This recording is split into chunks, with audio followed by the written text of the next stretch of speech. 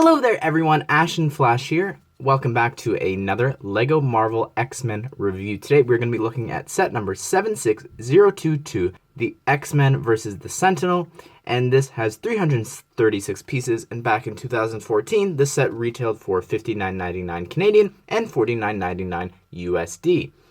And this set, when it was first leaked, I remember the picture was actually originally the Sentinel holding Wolverine. And the way that it was cropped made it kind of look like it was going to be two separate sets with the Blackbird there. I think that's the name, the X-Men jet, the X-Jet or whatever it is, with actually having the X-Jet be in a separate set. So I was like, oh my goodness, it was around the time that Days of Future Past was coming out. I was like, I'm just going to get so many Sentinels, and it was so exciting. And then it turned out it was the same set, which was pretty expensive for back then. And the best part, I think, of this all was that this was actually...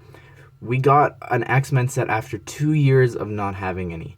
And like I said in the other video yesterday, I didn't really explain it, but Marvel and X-Men kind of had a falling out because of Fox and everything, so they actually pulled them even from comics. Like, X-Men weren't appearing in comics, Fantastic Four weren't, until recently they actually brought them back in the fold. There was no merchandise for them either, so it was really crazy to get this for Days of Future Past, and more recently, like, of course, with Disney acquiring Fox and everything, like, everything's back to normal, and Fantastic Four just got introduced into the Marvel comics, I think, last year, as again. So, yeah, it was definitely an interesting thing, and I'd love to look into it more if that's something you're interested in. Let me know down below in the comments. But anyways, with this set, this is an unofficial tie-in to Days of Future Past, with the Jet, of course, and the Sentinel, and just this releasing around the time of the movie.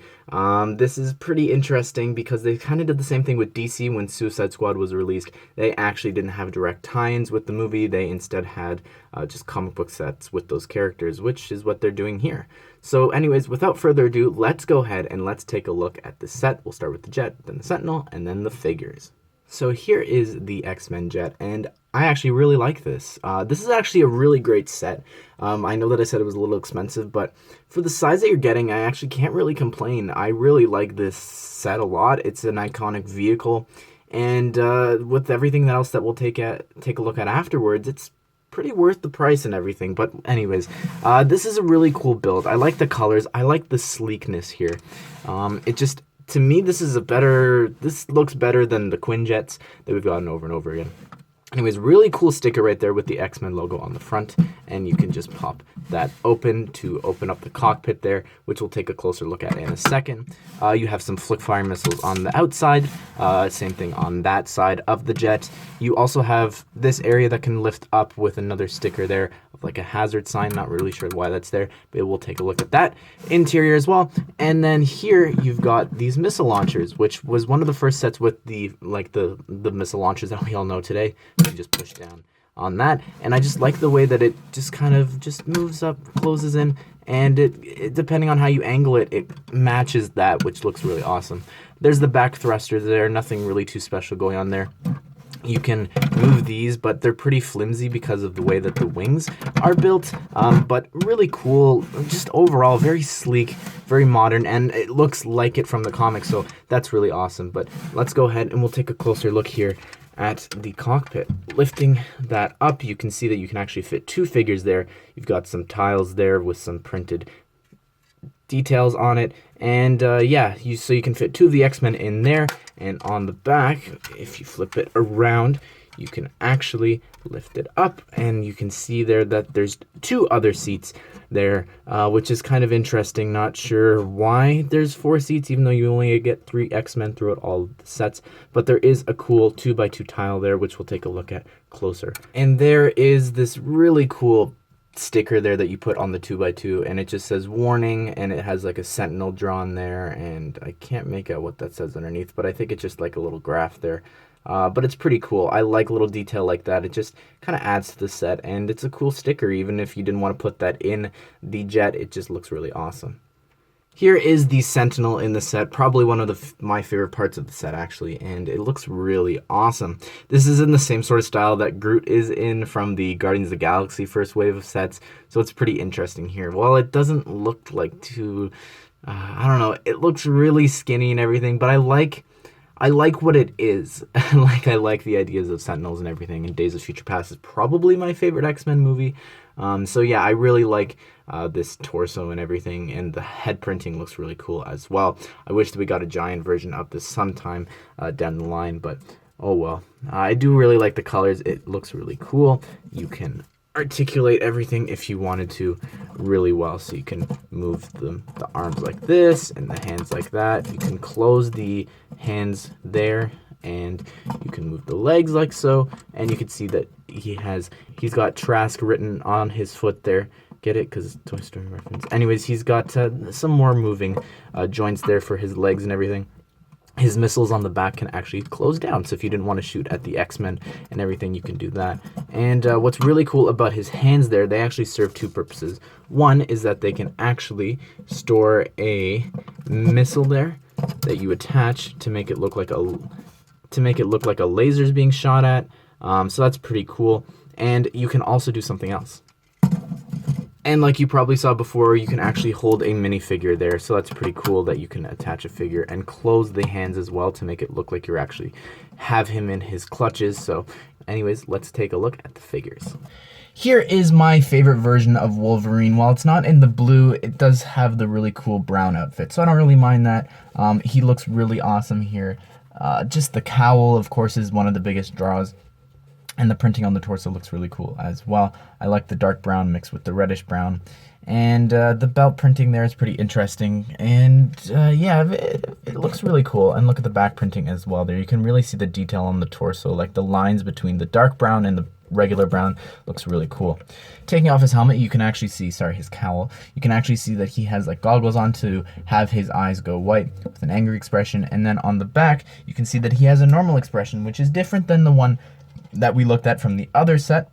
And if you want, you can actually put his hair on. The set actually comes with a hairpiece for him as well, so if you want to take that off and put that on, it works really well. And yeah, just a really cool figure. Definitely better than the other one, I would say, just because it actually has the cowl, and it doesn't look like the cowl is always on the back, which is actually something that I really appreciate. I like the idea of the other one, but I like it better that you can put it on and off. Here is Magneto, and this is interesting. I think that the other one is better just because it's more iconic, but I do like what they did here with giving him the Joker hair in white. That looks really cool, and I've used it for a bunch of other figures, so it's really awesome to get. I do like getting red capes. I don't really mind that, and this one's still in like nice crisp quality condition. And if you look, he actually comes with, of course, his helmet, because they can't include Magneto without it. And like I said yesterday, it was actually a new piece designed for him. And if you take off the helmet, you can actually see that all it's on is just a 1x1 cylinder, which is what the helmet is being held from. And if you take off the hairpiece there and turn it around, you can see that he's got a normal expression. So yeah, that looks really cool. Really like this figure. Oh, and he's got some back printing as well. And there's the back printing, which is, it's fine, I guess. Not really need for any detailed back printing. Like, this figure gets the job done. The thing that he has made out of metal underneath him so that he can fly, I prefer just the circular dish. I kind of like that better, but anyways, that's it for Magneto. Here is Storm, one of the only X-Men characters besides Wolverine that has appeared in 3 of the X-Men sets, so it's pretty cool to see here.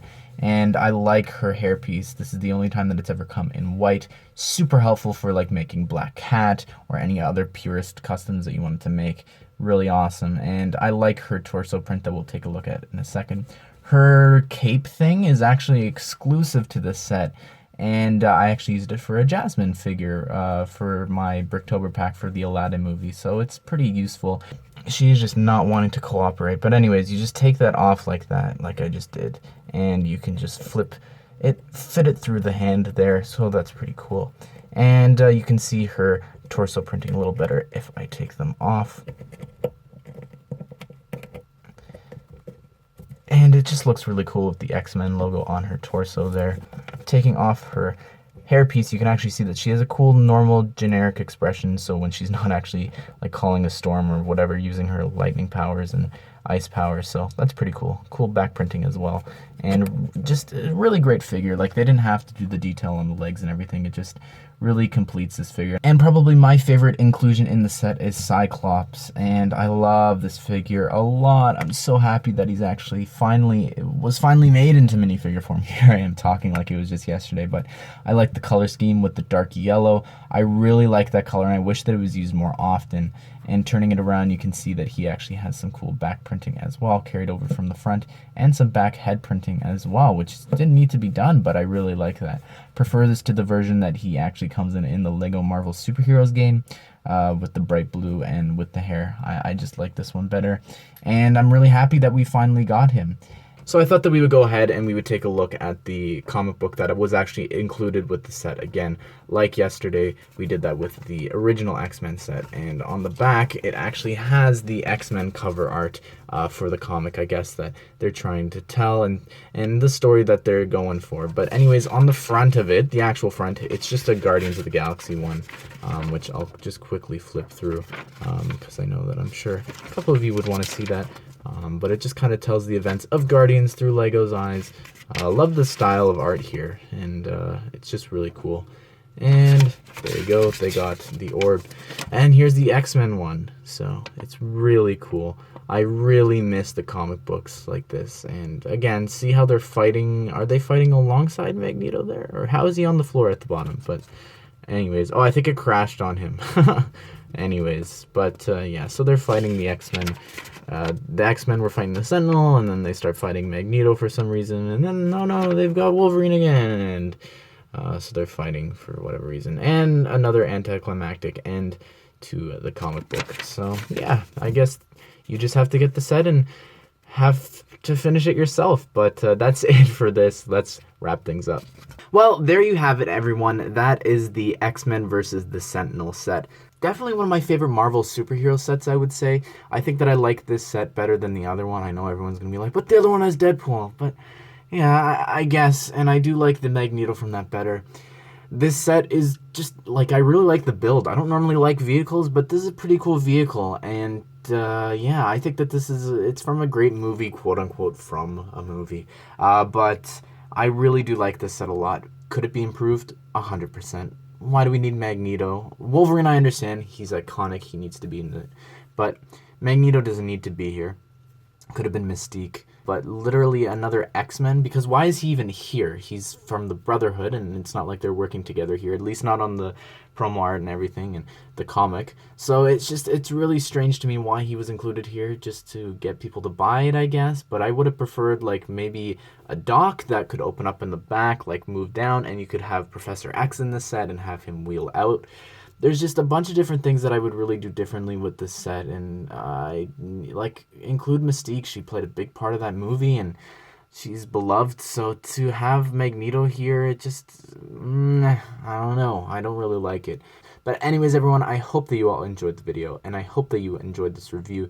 Be sure to come back tomorrow, because we're going to take a look at all of the X-Men figures again, and some of my custom figures, like a Professor X, and some other surprises. So yeah, if you want to check that out, be sure to subscribe, and come back tomorrow so you don't miss out. And as well, we're also going to be having the Marvel Superhero series releasing either on the 16th or the 17th. So there's a lot to look forward to. And then there's going to be Disney stuff for Toy Story. So yeah, I hope that you enjoyed the video, and I hope that you all have a great day. And I will see you all in the next one.